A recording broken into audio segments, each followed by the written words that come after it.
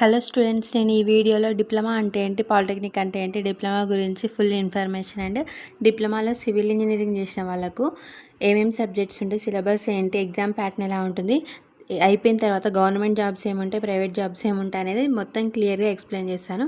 ఈ వీడియోని స్కిప్ చేయకుండా పూర్తిగా చూడండి. ఫస్ట్ డిప్లొమా అన్న పాలిటెక్నిక్ అన్న సేమ్. చాలామంది డిప్లొమా అంటే ఏంటో, పాలిటెక్నిక్ అంటే ఏంటో అని కన్ఫ్యూజ్ అవుతూ ఉంటారు. నెక్స్ట్ డిప్లొమా ఎలిజిబిలిటీ ఏంటంటే 10th క్లాస్ అయిపోయి ఉండాలి. ఎంట్రన్స్ టెస్ట్ పాలిసెట్ రాయాలి. Head of the department SBTET.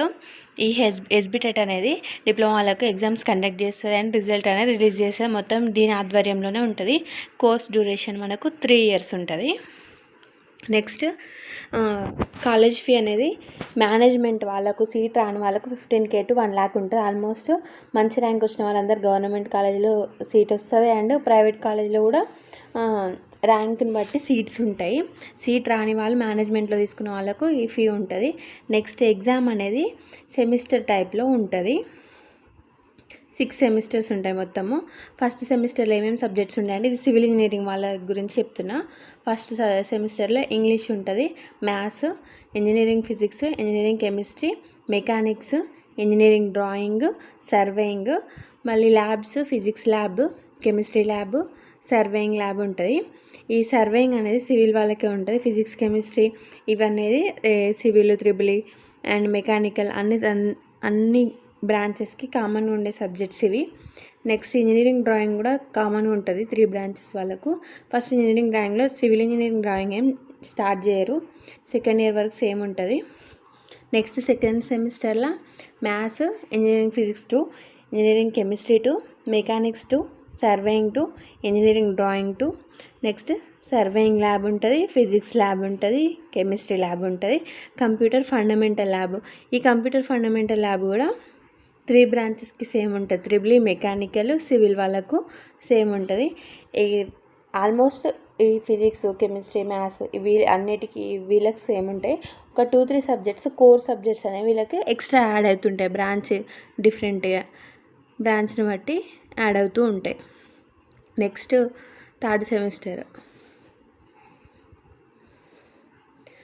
సెమిస్టర్లో ఏముంటుంది, M3 ఉంటుంది. స్ట్రెంత్ ఆఫ్ మెటీరియల్ ఉంటుంది సివిల్ వాళ్ళది కాబట్టి.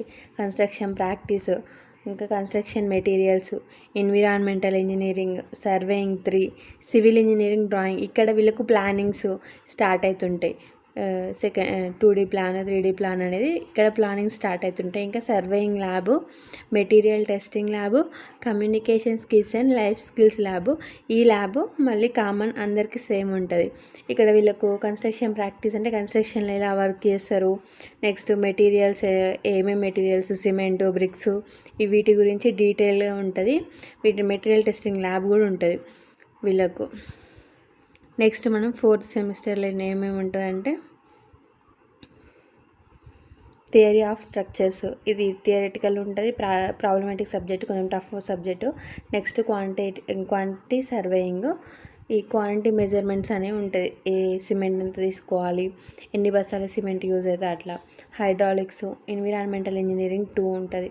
Irrigation engineering, civil engineering drawing, next drawing lab ఉంటుంది, హైడ్రాలిక్స్ ల్యాబ్ ఉంటుంది, సి ప్రోగ్రామ్ ల్యాబ్ ప్రాక్టీస్. ఇది కూడా 3 branchesకి కామన్ ల్యాబ్. నెక్స్ట్ 5th సెమిస్టర్లో reinforced concrete structure, quantity surveying 2 ఉంటుంది. Construction management and entrepreneurship and geotechnical engineering, transportation engineering, structural engineering drawing, CAD lab. Next workshop, project work 5th సెమిస్టర్లో ఉంటాయి. తర్వాత 6th semester మొత్తం industrial training ఉంటుంది. సైట్కి వెళ్ళి మనకు తీసుకున్న ప్రాజెక్టుని ఇండస్ట్రియల్ ట్రైనింగ్ చేయాల్సి ఉంటుంది. నెక్స్ట్ సివిల్లో సాఫ్ట్వేర్స్ ఏమేమి ఉంటాయంటే AutoCAD, ఇది బిల్డింగ్స్ ప్లానింగ్స్ కూడా చేయడానికి యూజ్ అవుతుంది. ఈ ట్యాబ్స్, రివేట్స్, 3D Max ఇవన్నీ మనం బయటనైనా నేర్చుకోవచ్చు. AutoCAD అనేది ఆల్మోస్ట్ ల్యాబ్ కరెక్ట్ కాలేజ్ వాళ్ళు కరెక్ట్ మెయింటైన్ చేస్తే మనం రోజు ల్యాబ్కి వెళ్తే AutoCAD అనేది ఆల్మోస్ట్ వచ్చేస్తుంది. మిగతా బయట నేర్చుకోవాల్సి ఉంటుంది. నెక్స్ట్ సివిల్లో జాబ్స్ ఏమి ఉంటాయి, ప్రైవేట్ జాబ్స్ ఏముంటాయి, గవర్నమెంట్ జాబ్స్ ఏముంటాయి చూద్దాం. ఇప్పుడు మనం ప్రైవేట్ జాబ్లో సైట్ ఇంజనీర్గా చేయొచ్చు, ట్రాన్స్పోర్టేషన్ డిపార్ట్మెంట్లో ఉంటాయి, జియోటెక్నికల్ డిపార్ట్మెంట్లో ఎర్త్ గురించి, సాయిల్స్ గురించి దాని గురించి ఉంటాయి. ఇంకా వాటర్ రిసోర్స్ డిపార్ట్మెంట్లో ఉంటుంది. ఆటోక్యాడ్ స్టాడ్పో ఇవన్నీ సాఫ్ట్వేర్స్. ఈ ఆటోక్యాడ్ స్టాడ్పో ఇవి సాఫ్ట్వేర్ సైడ్ వెళ్ళిపోవచ్చు. నెక్స్ట్ డిజైనింగ్ అండ్ ప్లానింగ్ డిపార్ట్మెంట్లో కూడా మనకు ఇంటీరియర్ డిజైన్స్ ఇలా చాలా వర్క్స్ ఉంటాయి జాబ్స్. నెక్స్ట్ గవర్నమెంట్ జాబ్స్ ఏమేమి ఉంటాయంటే మనకు సెంట్రల్ గవర్నమెంట్ జాబ్స్ ఉంటాయి, స్టేట్ గవర్నమెంట్ జాబ్స్ ఉంటాయి. సెంట్రల్ గవర్నమెంట్లో స్టాఫ్ సెలక్షన్ కమిషన్ నుండి జేఈ, ఏఈ ఇలా చాలా జాబ్స్ రిలీజ్ చేస్తారు. నెక్స్ట్ ఆర్ఆర్బీ డిపార్ట్మెంట్లో కూడా ఆర్ఆర్బీ జేఈ ఉంటుంది. ఈ ఆర్ఆర్బీ డిపార్ట్మెంట్లో కూడా ఎవ్రీ ఇయర్ ఎస్ఎస్సి నుండి ఆర్ఆర్బీ నుండి ఖచ్చితంగా జాబ్ రిలీజ్ చేస్తారు. నెక్స్ట్ స్టేట్ గవర్నమెంట్లో మనకు ఏడబ్ల్యూఏఈ, జేఈ, టీబీబీఓ, డిప్యూటీ సర్వేయర్ అని చాలా జాబ్స్ ఉంటాయి. ఇవి thank you for watching students. ఇలాంటి మరిన్ని వీడియోస్ కోసం మా ఛానల్ని సబ్స్క్రైబ్ చేయండి. Thank you for watching.